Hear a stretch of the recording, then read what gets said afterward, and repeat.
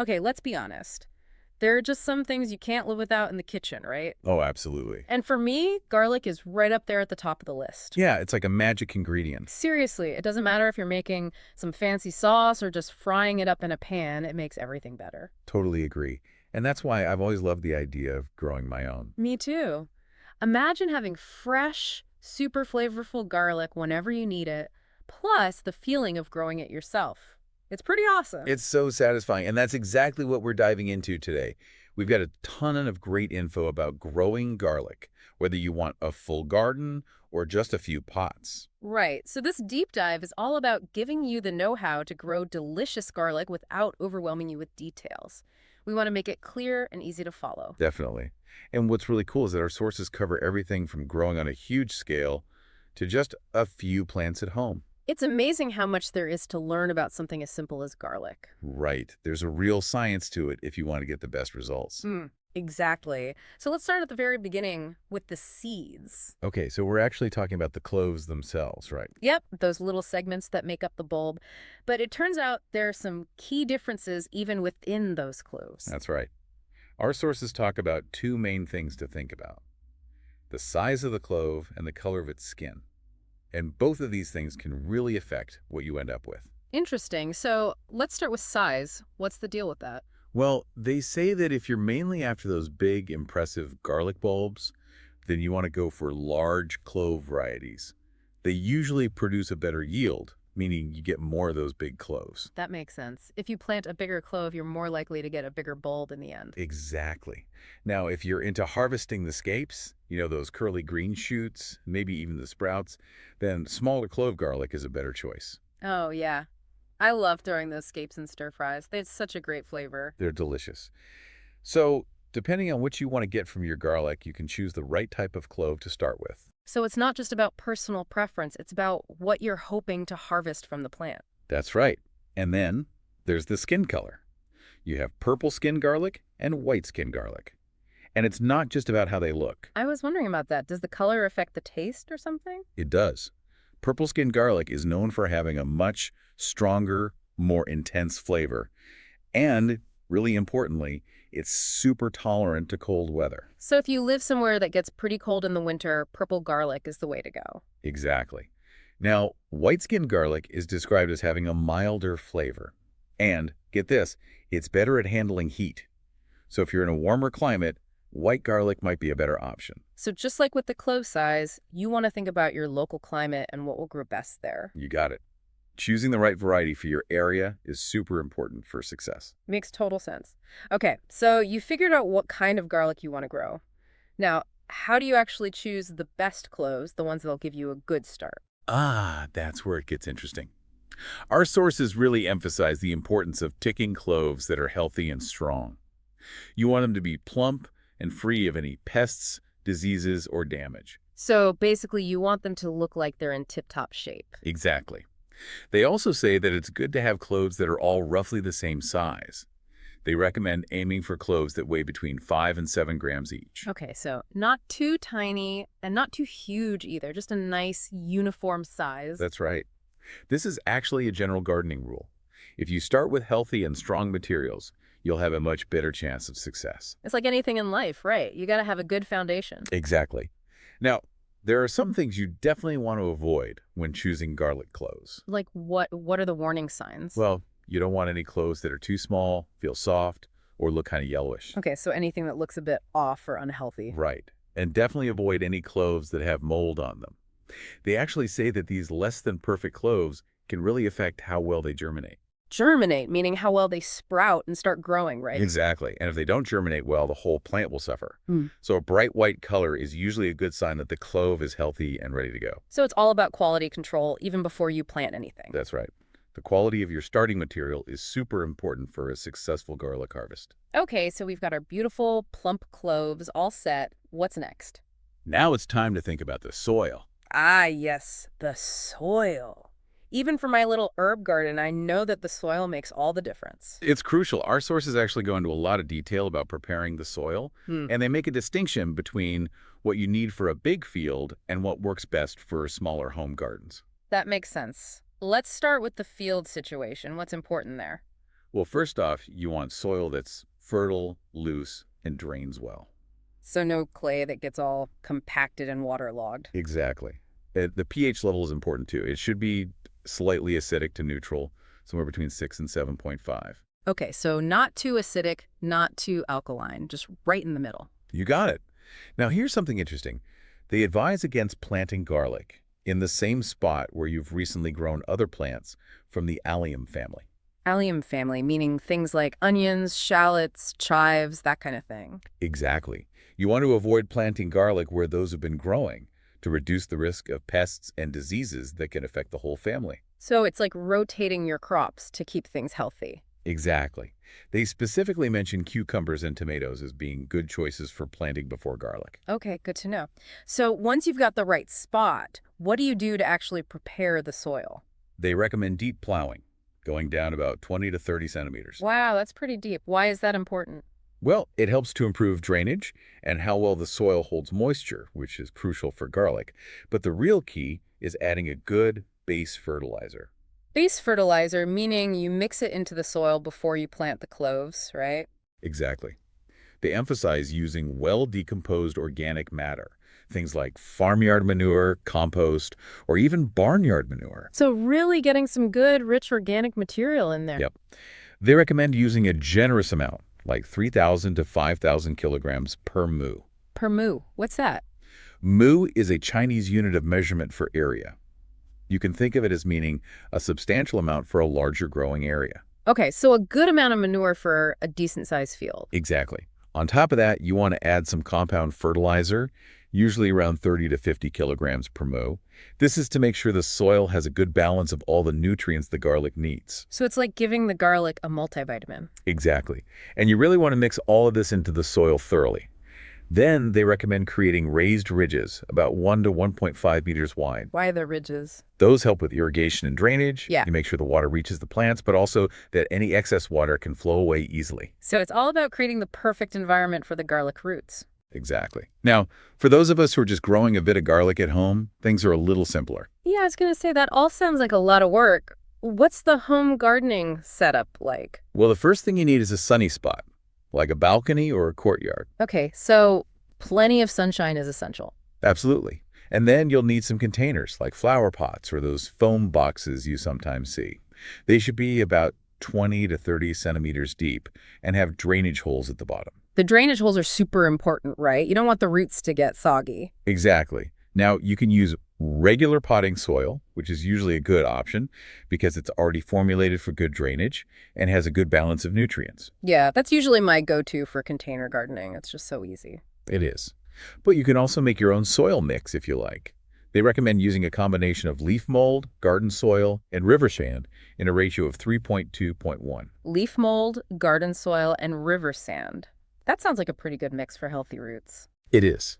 And just like with the field preparation, you want to add some well-decomposed organic fertilizer, such as chicken or sheep manure, and some compound fertilizer to give the plants the nutrients they need. So even though it's a smaller setup, you still want to provide that good nutritional foundation. Exactly. And again, make sure you mix everything in really well so that those nutrients are evenly distributed throughout the soil. Okay, the soil is prepped and ready. Now we get to the actual planting. Yep. Time to get those cloves in the ground. And it sounds like timing is pretty important here. When's the best time to plant garlic? That's a great question. The right planting time actually depends on a couple of things: your location and whether you're planting in the spring or autumn. So there's a spring planting and an autumn planting. Yep. For spring planting, you need to wait until the soil has thawed and the average daily temperature is consistently between 3 and 5 degrees Celsius. So basically when it starts warming up after winter. Right. In northern regions, this is usually somewhere between early March and early April. But for autumn planting, you want to plant when the average daily temperature is around 20 to 22 degrees Celsius. So when it starts cooling down again in the fall? That's right. For northern areas, that's usually late September to early October, but for southern areas, it might be mid-October to early November. Okay, so you really need to pay attention to those temperature cues to get the timing right. Definitely. And they actually warn against planting too early or too late. What's the problem with that? Well, if you plant too early in the fall, the garlic might grow too much before winter hits. And then it's more likely to get damaged by the cold. That's right. But if you plant too late, The roots won't have enough time to develop properly. So the plant won't be as strong, and that can affect the harvest. Exactly. Timing is everything when it comes to planting garlic. Got it. So let's say we've got our timing down. What's the actual process of planting the cloves? Okay, so for planting in a field, they talk about two main methods, strip sowing and hole sowing. Interesting. Strip sowing and hole sowing. What's the difference? Well, with strip sowing, you basically create long, shallow rows in the soil, about 15 to 20 centimeters apart and 3 to 5 centimeters deep. So like little trenches for the garlic cloves to go in. That's it. Then you space out the cloves along those rows, about 8 to 10 centimeters apart, and cover them with a couple of centimeters of soil. Okay, that sounds pretty straightforward. What about hole sowing? Hole sowing is similar, but instead of long rows, you just make individual holes with the same spacing. So 15 to 20 centimeters between the rows and 8 to 10 centimeters between each plant. Okay, so one clove per hole. Exactly. But for both methods, it's really important to make sure the pointy end of the clove is facing upwards. Why is that? That's where the sprout will come out. So you want to make it easy for it to emerge from the soil. Ah, that makes sense. It's like giving the sprout a head start. Exactly. And after you've planted the cloves, you need to give them a good watering to settle the soil around them. Okay, so that's for planting in field. What about planting in pots or containers at home? For smaller flower pots, you can usually plant 3 to 5 cloves per pot. Just space them out evenly, make sure the sprout tips are pointing up, and cover them with about 2 to 3 centimeters of soil. Got it. And for larger containers, like those foam boxes we talked about. You can basically follow the same spacing guidelines as for planting in a field. The key is to make sure each clove has enough room to grow. So don't overcrowd them. Exactly. And just like with field planting, give them a good watering right after you plant them. And then find a nice sunny spot for your containers with good air circulation. Okay, the cloves are in, they're watered. Now we wait. Not exactly. Now the real work begins. We need to help those garlic plants thrive. Okay, bring on the plant parenting. What's first on the list? Water. It's super important to water your garlic correctly throughout its whole life cycle, and the needs actually change depending on what stage the plant is in. So it's not just a matter of watering it every few days. You really need to pay attention to the plant's cues. Exactly. Right after you plant in the field, you want to water frequently, but lightly. Why lightly? The idea is to keep the soil moist so those cloves can germinate, but you don't want to drown them. So it's like finding that perfect balance of moisture. You got it. They usually recommend a good soaking within the first few days after planting, and in smaller amounts every day or two, but you don't want the soil to get waterlogged. Got it. So moist but not soaked. What about once the little seedlings start popping up? Then you can start watering a bit less often, maybe every 7 to 10 days. And you can always check the soil moisture at a depth of a couple of centimeters to see if it's dry. Okay, so less frequent watering, but you still need to keep an eye on things. Exactly.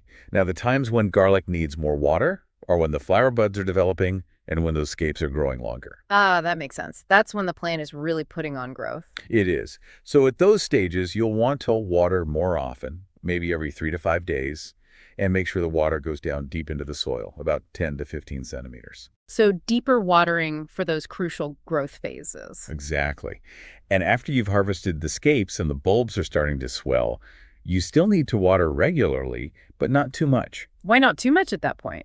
Well, you want to maintain moisture, but you don't want the bulbs to rot. They recommend watering every 5 to 7 days, but you'll need to adjust that depending on the weather and how well your soil drains. Okay, so you might need to water more often if it's really hot and dry, or less often if it's rainy. Exactly. And then here's a key tip. About a week or so before you plan to harvest the bulbs, you should stop watering completely. Oh, interesting. Why is that? It helps the bulbs to mature properly and makes them better for storing. So you're basically drying them out a bit before you dig them up. Exactly. Now, for garlic grown in containers at home, it's a similar idea, but on a smaller scale. Right, so you're still paying attention to those growth stages, but adjusting the watering based on the container and the weather. Exactly. You'll probably need to water more often in warmer months, maybe even a couple of times a day during a heat wave. But in cooler weather, you can water less often, maybe once every 5 to 7 days in the winter. Okay, so it's all about being flexible and responding to the plant's needs. That's it. The key is to make sure the water soaks through the entire pot each time you water, but you don't want it to pool at the bottom. Right, no soggy bottoms. Exactly. And a good rule of thumb is to just check the surface of the soil regularly to see if it feels dry. Okay, so we've covered water. What about feeding the garlic? We talked about the base fertilizer, but do you need to fertilize throughout the growing process? Yes, absolutely. Fertilization is actually a multi-stage process. They recommend feeding the garlic at different points to support its growth. So it's like a carefully timed feeding schedule. That's a great way to put it. In field cultivation, after the seedlings have developed a couple of true leaves, they suggest applying a nitrogen-rich fertilizer. A nitrogen boost to get them going. Exactly. It helps the seedlings grow quickly and become strong. They usually recommend something like urea applied in little furrows or holes near the roots. So you're getting that fertilizer right where the roots can access it. Exactly. And later on, when those flower buds are developing and the scapes are growing, you want to switch to a more balanced fertilizer that includes nitrogen, phosphorus, and potassium. So a more comprehensive blend of nutrients for that growth phase. Exactly. They usually recommend a compound fertilizer with a bit more potassium to help those scapes and bulbs form properly. You apply this in furrows between the rows. Okay, so you're not putting the fertilizer right next to the plants anymore. Right. And here's something interesting. They even suggest using a foliar spray of potassium dihydrogen phosphate at this stage. A foliar spray, what's that? It's basically a way to spray nutrients directly onto the leaves. Oh, wow. That's cool. Yeah, it can be a really effective way to give the plants a quick boost. And finally, after you've harvested the scapes and those bulbs are really starting to bulk up, they recommend using a potassium-based fertilizer. So more potassium for the bulb development. Exactly. Something like potassium sulfate is good. You can also add a little bit of nitrogen at this point. And how do you apply that final fertilizer? You can either spread it across the field or add it to the irrigation water. So it gets absorbed by the roots that way. Exactly. That last dose of potassium helps the bulbs grow bigger and improves their overall quality. Okay, so that's the field fertilization schedule. What about for home gardens? For containers, liquid fertilizers are usually the easiest to work with. So something you can mix with water and pour on. Exactly. Once the seedlings have a few leaves, you can start using a diluted liquid fertilizer, either organic or diluted compound fertilizer. You apply this every week or two. Okay, so regular feedings to keep those plants happy. Right. And you might want to increase the concentration a bit when the scapes are developing. After you harvest the scapes, you can switch to a potassium-based fertilizer, like a diluted solution of potassium dihydrogen phosphate. So that same focus on potassium for bulb growth. Exactly. You can also use slow-release fertilizers in containers, which are really convenient. They just slowly release nutrients over time. Oh, that sounds easy. You don't have to worry about fertilizing as often. Exactly. Now, besides water and fertilizer, there's another important aspect of garlic care: What's that? weeding. Ooh, weeds. They always seem to find their way in no matter what you do. I know, right? But it's important to keep those weeds under control, especially around your garlic plants. Why is that?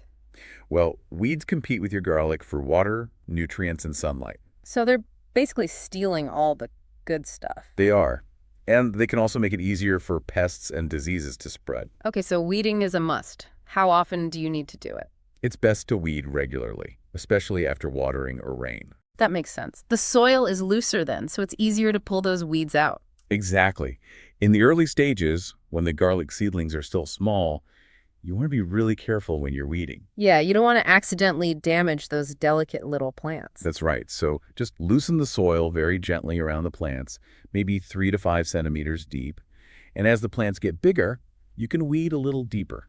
Okay, so adjust your weeding technique as the garlic grows. Exactly. Now, for larger fields, you might need to use a combination of hand weeding and herbicides. Herbicides, meaning weed killers, right? That's right. But if you use herbicides, always make sure to follow the instructions carefully and choose ones that are safe for garlic. And what about for home gardens? Hand weeding is usually the best and safest way to go for smaller setups. Okay, so get out those gardening gloves and get weeding. Exactly. Now, we can't forget about pests and diseases. Right. Even though garlic has a pretty strong smell, it's not completely immune to those problems, is it? Unfortunately not. Our sources stress the importance of prevention and taking a comprehensive approach to pest and disease management. So what can you do to prevent problems in the first place? Well, one important thing is to disinfect the soil before you plant. How do you do that? There are various methods, but the goal is to reduce the number of harmful organisms in the soil that could cause problems for your garlic. Okay, so you're basically giving the soil a good cleaning before you start. Exactly. And another important thing is to keep your garlic plants healthy and strong. So all that stuff we talked about, like proper watering and fertilization, helps to prevent problems too. Absolutely. Healthy plants are much more resistant to pests and diseases.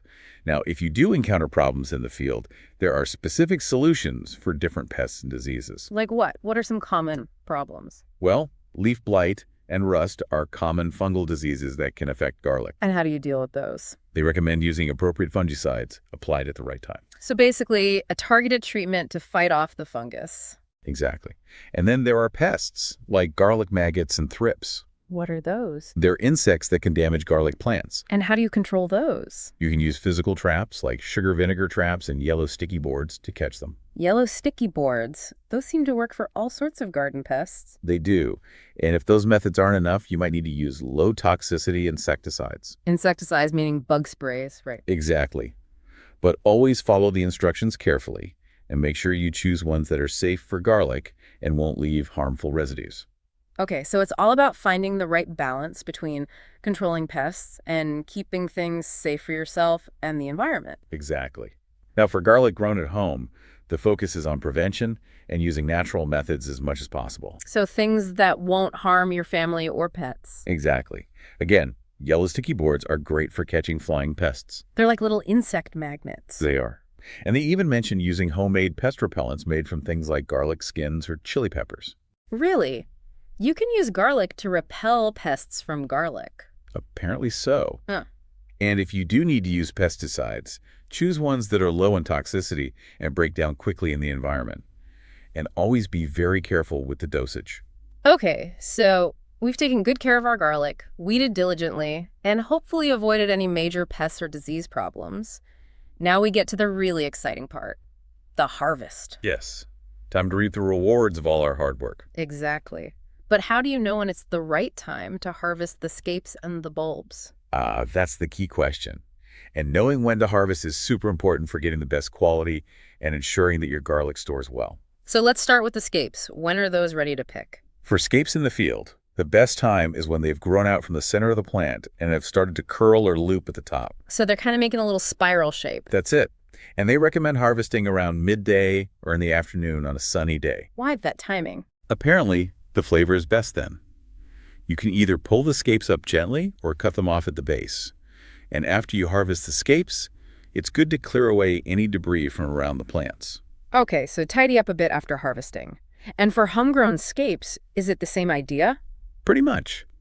You harvest them when they reach a length you like and start to curl, being careful not to damage the rest of the plant when you remove them. Okay, so gentle harvesting for those tasty scapes. And then how long do you wait to harvest the bulbs themselves? For field garlic, you usually wait about 20 to 30 days after harvesting the scapes. Okay, so the bulbs need a bit more time to mature. They do. You'll know they're ready when most of the lower leaves have turned yellow and started to wither. So the plant is starting to die back. That's right. And the stem will start to soften too. And of course, the bulbs themselves will feel nice and full. So you can kind of feel them plumping up underground. Exactly. It's best to harvest on a sunny day if possible. You carefully dig up the bulbs using a hoe or a spade, being careful not to damage them. So no whacking into those precious bulbs. Right. And then you gently shake off any extra soil. They traditionally leave the bulbs out in the field to dry for a couple of days. Oh, interesting. Why do they do that? It helps to cure them and make them last longer. But you want to make sure they're not in direct sunlight to prevent sun scald. So a nice shady spot for drying. Exactly. Once they've dried a bit, you can trim off the roots and the remaining leaves. And then they're ready to be stored or sold. Exactly. Now, for homegrown garlic, the signs are similar. You'll notice most of the leaves turning yellow and withering. Okay, so that's the cue that it's time to harvest. Right. You carefully dig up the whole plant, shake off the soil, and let the bulbs dry in a well-ventilated, shady place for a day or two. So pretty much the same process, just on a smaller scale. Exactly. Once they're dry, you can trim off the roots and leaves, leaving a short neck above the bulb, and then store them in a mesh bag or something breathable in a cool, dry place. Mesh bag, cool, dry place. Got it. It sounds like such a rewarding process, from those little cloves to a whole harvest of delicious garlic. It really is. And it just shows that successful garlic growing is all about understanding those key steps and applying those principles at every stage. Right. From choosing the right cloves to the final harvest, every step matters. Exactly. So whether you're a seasoned gardener or just starting out, following these steps can help you grow amazing garlic. Absolutely. And it's not just about the garlic itself. What do you mean? Well, I think learning about how food grows, Yeah. even something as simple as garlic, can really change how you feel about what you eat. It gives you a whole new appreciation for the process and the effort involved. Exactly. It's like a connection to the earth and the natural world. I totally agree. So for you, our listeners, we want to leave you with this thought.